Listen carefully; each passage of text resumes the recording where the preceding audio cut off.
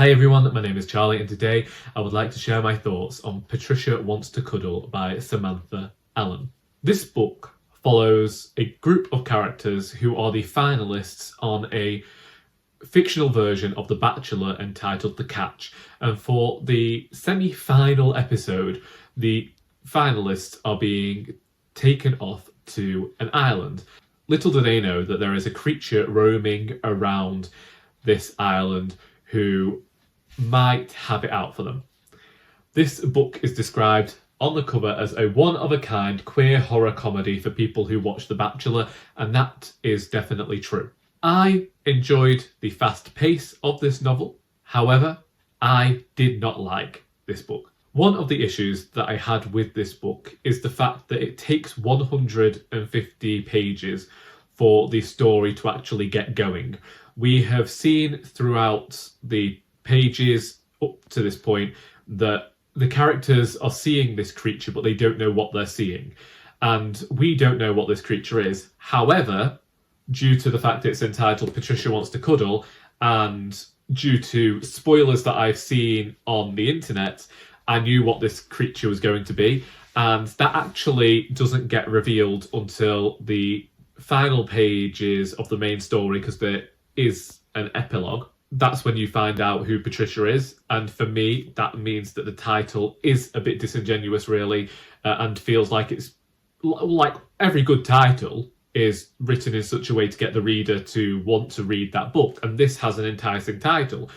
But when you have to wait until the final page to find out who this character is and what this creature is, it's a bit like, ugh. And I know that within some horror films you only get a little glimpse of the creature, but it felt like a bit of a kick in the teeth as a reader. You don't really get to see Patricia at all because you're seeing this from every other character's perspective, which was a thing that also didn't work for me, is the number of characters that were in this book and from whose perspectives we got, because they all ended up being entirely one note. So you had one of the finalists who's presented as this bimbo airhead, and that's her only characteristic, and the fact that she cares about Instagram.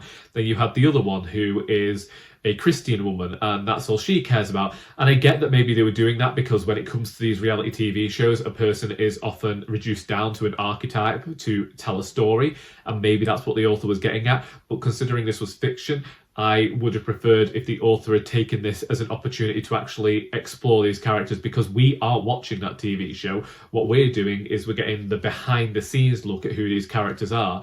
We get to see what the audience make of these characters, and I think that the author really missed out an opportunity there to show who these characters were outside of the archetypes and the caricatures they've been portrayed as in the reality TV show, but she never did that. All the characters were one note. Even the character who we're often seen as like the protagonist, the final girl, Renee, she is entirely one note of being the character who is exploring her burgeoning sexuality. And I have to say that seeing this character's queer awakening was the only part of this book that kept me going through the book, and I would have preferred if maybe the book had had more of a focus on that. I get that this was this weird horror comedy, and I think that had this book been longer and certain themes being explored more, then I would have appreciated the book more than I am doing. But because the final 80 pages of this book are so incredibly rushed, it felt like the author had grown tired of the story. At least it did for me. I like the fact that this book was fast paced. I agree with that. But I don't like that when we finally got into the action at page 150, how everything was so sudden and immediate. And I needed more exploration of what these characters do when faced with a disaster. Also, the entirety of the book ended up feeling incredibly implausible to me, because The Catch is presented as this really big reality TV competition.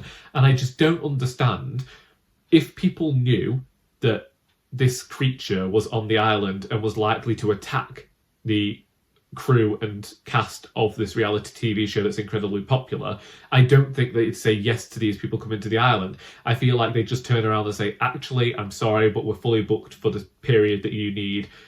We suggest you going elsewhere, because who would want to bring that sort of focus to the island in which they're trying to keep a creature safe. It just seemed nonsensical and implausible to me. And as soon as I got to that point in the book, I finished it because I only had about 30 pages left. But quite honestly, I did feel like DNFing it at that point, because those first 150 pages where the story was being built up, fantastic. And I felt like the author was really leaning towards something that could be great, but then shot herself in the foot with the final 80 pages that just rushed through the story for no sensible reason and had twists in there that didn't make sense either, which felt as though they'd only been included for the shock factor. And the fact that we never actually got to see these characters fully explored was disappointing to me. And the way that certain characters were presented as though they were somewhat vacuous was frustrating to me as well. And I just think that the author didn't go out of the way to create characters. The author went out of their way to almost write this treatise on why they don't like reality TV shows, which is fine, but you're writing a novel and your characters need to have character and they need to be fully formed creations, and you can't just be like, this is the Christian, and have that be it. I get that in these B-movie horror schlock fests, you get characters that are decidedly one note, but you're writing in the novel form here. You're not writing a B-movie horror schlock. So you had the opportunity to create well-crafted characters and still have that story be in the background. I am incredibly disappointed by this, because I think that that's what makes me be harder on this book than I have been on others, because I thought that this was going to be one of those top reads. It's the reason that I put it on my alternative list to the Women's Prize, that I used 16 books off my shelves that I was excited about. And this has been a huge disappointment. And that's all I've got to say about that. That is Patricia Wants to Cuddle by Samantha Allen. If you've read this book and would like to discuss it, then please feel free to do so in the comments. I'm aware that a lot of people like this book, but I'm not one of them. If you want to share why you like this book, then please do that too. We can have this discussion. I hope that you have enjoyed this video, because until next time, that is all.